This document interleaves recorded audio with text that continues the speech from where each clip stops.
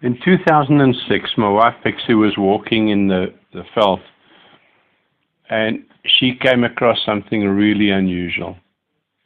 She phoned me up and asked me what animals are born snow white, and I said to her, Arctic foxes, Arctic wolves, and polar bears. She was very insistent that there were two little baby animals in the bush, and they were snow white. I grabbed a four-wheeler and charged up through the bush, but by that time they disappeared. 3 days later, I managed to see them, and we established that they were white jackals. There were two little baby white ones and three normal colored black-back jackals. We watched them when we could. We were very, very busy at that time, so we didn't have too much time to go and follow up on them. We watched them for about a month and then lost sight of them.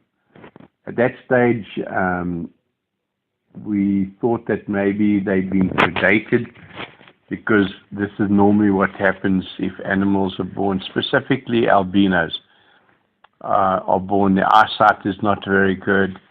They get their skin, they get skin cancer from the sun. We weren't exactly sure what they were. And so we lost sight of them, and, we didn't know what had happened. Anyway, in 2008, my neighbor, Johan, spotted the snow white jackal on one of the gravel roads. He called me, and I was very fortunate in that very same day to see them, and the following day not to see them, but to see it. It was about a 10-month-old jackal, so it was the white jackal. It was definitely not from the earlier litter. So we assumed that another litter had been born the following in the year before, in 2007. In this one we followed for quite a while. We were able to see it for probably about a year.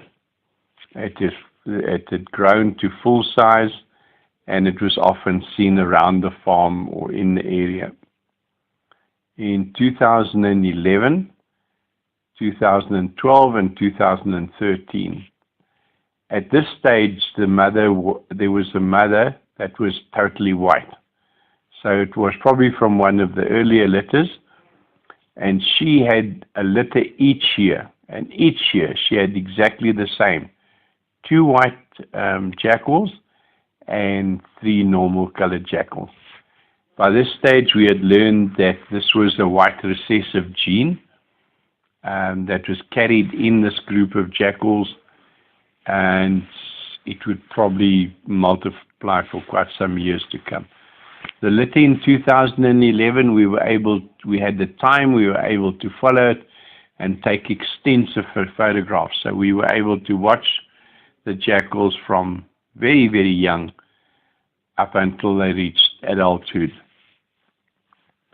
And what was amazing is that they didn't see any difference between one another, and often you would see a white one and one of the normal blackback jackals hunting together. Over the years, I've written quite a few blogs and stories about the white jackals, so a lot of people in the area know about them. And the most amazing thing is that they've been seen at least 20 kilometers away from where their birthplace on Tamboti Bush Lodge. And the difficult part with these white jackals is that they had no significant markings on them at all. Every one of them, the white ones, are all pure white.